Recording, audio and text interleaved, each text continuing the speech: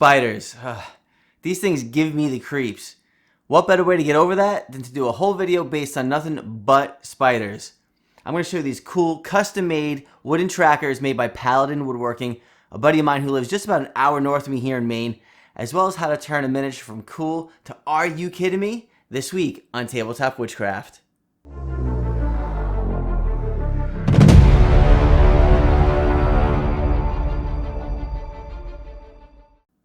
Hey there and welcome back to Tabletop Witchcraft. This week I wanted to paint a miniature, and not just paint it, but modify one a lot. And the one I chose was this spider from the Bones 5 Kickstarter by Reaper. You see, years ago I bought into the Reaper Kickstarter, and it was before I even started my YouTube channel. It got fulfilled, it got shipped out, and yeah, it's still all sitting in a box on my floor over there. So I figured I'm going to grab this one, I'm going to paint it up, but not just paint it. We're going to add 8 LEDs, magnets. We're going to flock this thing. It's totally awesome. It's creepy. We're even going to add some UV matte medium to it for some special effects. But the only way you can get this really cool effect you'll see in the video is by using this Conway board by Terraintronics. This is a gem. It's absolutely amazing. I love adding LEDs and lights to my crafts, and without this little piece of awesome technology, it wouldn't be possible. So there'll be a link in the description below to Terraintronics. Check them out and pick a couple of these up. Also, I wanted to give a little shout out to a friend of mine, Scott, who owns Paladin Woodworking. He lives about 50 minutes north of me. He makes these amazing wooden trackers for D&D 5e. Covers every official and some unofficial classes. It's got a little card holder. These pop off so you can have a little dice tray. You can put miniatures in there, all kinds of stuff. The detail on these is absolutely incredible, and it's gorgeous. I'll have a link down below for you to check his out as well. All right, if you're ready, let's go grab some supplies, and let's get crafting. All right, so we want to start by prepping this spider mini the way we would prep any spider miniature, making sure that it's completely safe to handle. So just proceed with caution here. Take every step you need to make sure you can touch it. Once we're good to go, you could take the rest of the miniature out of the bag. Alright, so the pieces that we want to start off with here, make sure everything fits properly before you get going here too crazy. But it's this main piece of the head that we're going to spend most of our time with on this build. So the first thing that I did here was to take an X-Acto knife and carve out each eye. It's going to make it easier when you go to drill each eye out. And you'll notice that I've used a different size drill bit for the eyes. I used that first one there for the small eyes. The 7/64 is for the larger. You could actually go a little bit bigger than that if you've got a larger drill bit. And now on the inside, we want to carve this piece out as much as we can. You'll notice that I put a little black mark on the drill bit. That's so I know not to go any further than that, because one screw up and this entire miniature is doomed for the trash. So just be careful with that. Now when you drill this piece out, you'll notice I kept the bottom of that little pronged area intact so it fits and it locks in nice once we're ready to glue this in place. I like to use just some simple Gorilla Glue to hold these together. It holds real nice. It holds quick and firm. If you get a little impatient, you can use some of this accelerant to kind of hold it in place even faster. But just a minute or two on each leg, and that'll set up real nice. This was, it wasn't tricky, but it was interesting trying to line these up because each little connector piece for every single leg has a different shape and they're not super defined. So it just took a few minutes of playing with each one to make sure I had them in right. And looking at some pictures online helps too. Alright, now we're ready to hit this up with a black base. I used some of this Vallejo black primer. I do a little back pressure in the airbrush. Then I like to take a regular paintbrush and mix it in there as well. I have some issues with clogging on this when I'm using it. You can see I like to test it on a spoon just to make sure that it goes on nice and smooth, but for some reason I usually have issues with it clogging up maybe after 10 or 15 minutes of working with the airbrush. Nothing that a little bit of cleaner and a little bit of maintenance while you're working on it can't take care of. But the Vallejo air products are absolutely amazing. You don't even really have to thin those, I find, and I hardly get any clogging with that. So Now, the reason I painted this up the way that I did, it's kind of a funny story, a freaky story. I'll tell you here in a second, but this is some of the Vallejo black, the air. Went on wicked nice. I really liked the way that came out. Now, I looked this up online. This is a spider that we find here in Maine. Just type in like black green spider Maine, and you'll see this thing. It is freaky looking.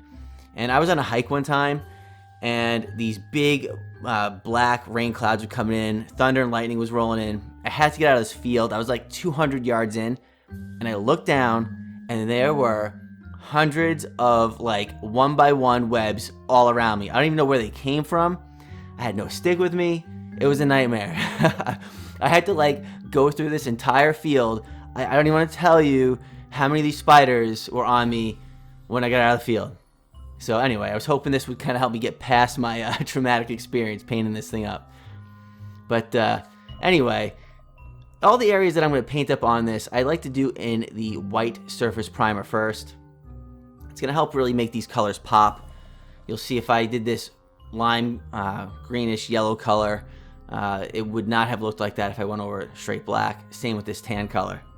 Now I'll put a link in the description below to all the products I used, all the Vallejo Air products, the stuff for the paintbrush, the airbrush, all that kind of stuff.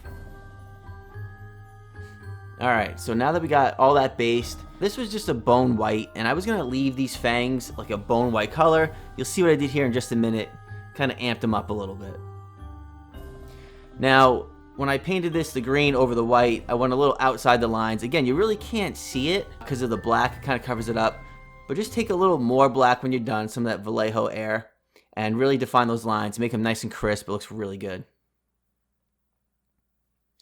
All right, and as you can see, you don't have to use an airbrush for the Vallejo Air. I love the way that stuff lays down, even with a paintbrush. Now, for each section that has some brown on it, I painted the entire leg portion, even the black, with the Agrax Earthshade, kind of bring it all together. And this is a known oil I did over the gray. I didn't like it. I ended up going back and did some wet blending over this and just did my own highlights, and I liked the way it looked a lot better when I was done. I'll put a link up above to my miniature painting video where I'll give you some more tips and tricks on how to achieve some decent blends. Alright, now for the fangs. I didn't bother painting these white and going back over to green. I left that bone color on there that had some Agrax Earthshade on it, and just went over with this metallic green color to give the classic Venom poison look, and it came out really nice. Now, I was actually on Discord live with one of my patrons, David from Terraintronics, when I was doing this, and I showed this to him, and he's like, dude, you gotta do something with that green. And I was like, yeah, and he goes, add some white to it, some highlights I did, and it really made it pop. It looked really nice. And then for the legs, I had to add some green to the front half of this spider to bring it all together. And little is more sometimes. I thought these little tips with the green on it looked totally awesome. And now it was late at night, and I totally screwed up by using glaze medium instead of what I wanted to use, gloss varnish, over this whole spider to make them look, crunchy, right? So this is actually what the gloss looks like when you put the proper product on here. I have to wait for that glaze medium to dry. But anyway, once we're done with that paint job, we can now cut into this. And honestly, you could do all of this probably before you even paint it, putting these magnets in. And the reason we're doing magnets here is because we want to be able to access the back half of the spider down the road to turn it on and off and so on.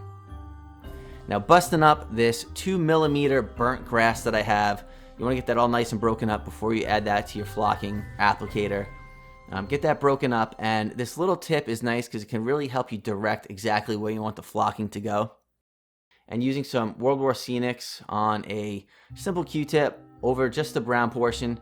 If you get some on the black, it doesn't matter. Get that on there, prop it up, and then we can start flocking this. And I was really curious how the flocking was going to take to, this bones material. And I was extremely impressed. Like, when this stuff went on there, it instantly looked like a hairy spider, and I wanted to hit it again with the newspaper. So, worked out really well. And when you flock this, don't forget, do the whole top, flip it over, and get that brown portion of the legs from the bottom side as well.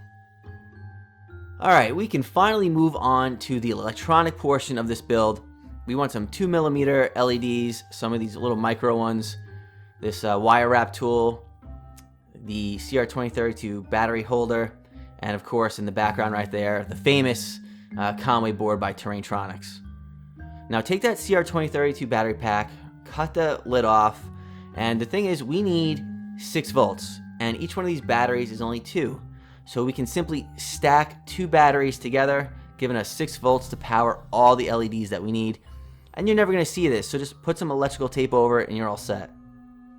Now there's the positive and negative to the battery right there. You're going to solder that into the Conway board, and then from the first channel you're going to take positive to negative, and then twist tie the negative to the positive on the second LED, which you see right there.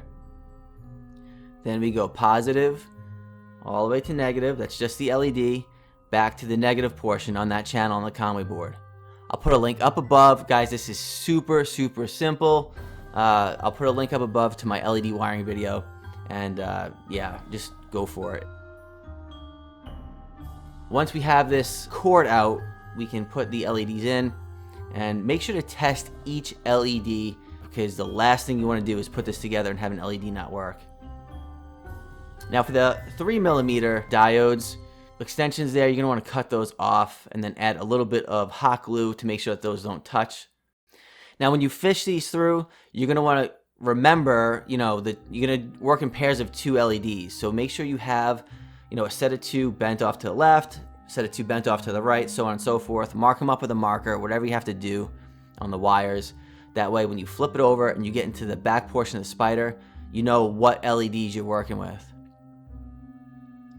So I now have like the left 2 eyeballs of this spider that I showed earlier, and I'm just wire wrapping them right to the Conway. No soldering needed for this part, and zip that right down. This was my very first one that I did, and I was real anxious to power it up. I do it right here, and I leaned over the table to check the eyeballs, and I was pumped.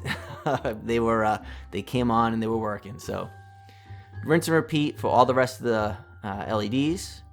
Then you can take some solder and just solder the tips of all the wire wrapped sections, then adding a piece of this tubing over that section just to make sure that these now don't touch each other once they're all crammed into the back of the spider. Don't burn yourself right there. Once you're done there, all you got to do is now snip off the rest of the wire coming up from that channel, because that's just going to be in the way. And then add some hot glue over each one, making sure to get it over each piece of wire wrapped onto it. That way it's never going to come off, and you're going to be all set. And you can always pull this apart down the road to replace an LED if you have to, because nothing's permanent. And this is very important. We're going to add a little dab of super glue right on the bottom to hold the back portion of the spider together with the front, okay? And that's it. So down the road, a year, 2 years, if this thing ever ends up not working, the LEDs, you can kind of crack it right there, fix the LED, and just glue it back together. And finally, we're going to add some of this UV Effects Blacklight Matte Medium, and we're just going to paint this on, and it works really nice if you do it under a little tiny UV light, and this is going to look totally awesome lit up on the game table, ready to scare all your players for your next game session.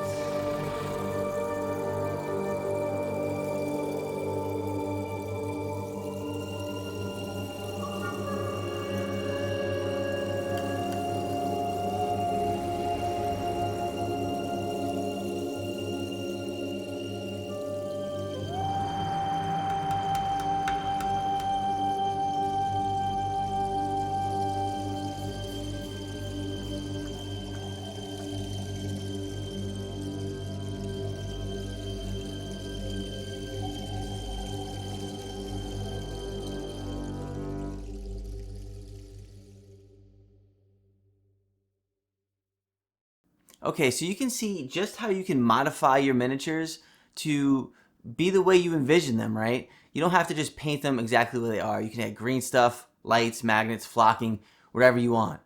Now, another obviously really cool way to kind of add to your miniature would be to build a really cool base.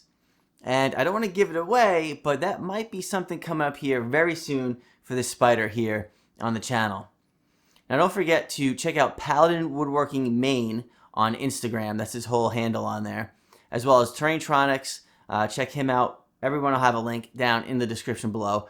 If you want to chat with Scott or David from Terraintronics, you can also join the Coven, which is a tier on Patreon where you can help support my channel as well. Both of them are members of the Coven, so you can chat with them and kind of get into the details of the little Conway board and any specifics on Scott's trackers. If you like the video, please hit that like button, subscribe, and make sure to hit the bell so you don't miss out on further videos here on Tabletop Witchcraft. And until next time, I'll see you around.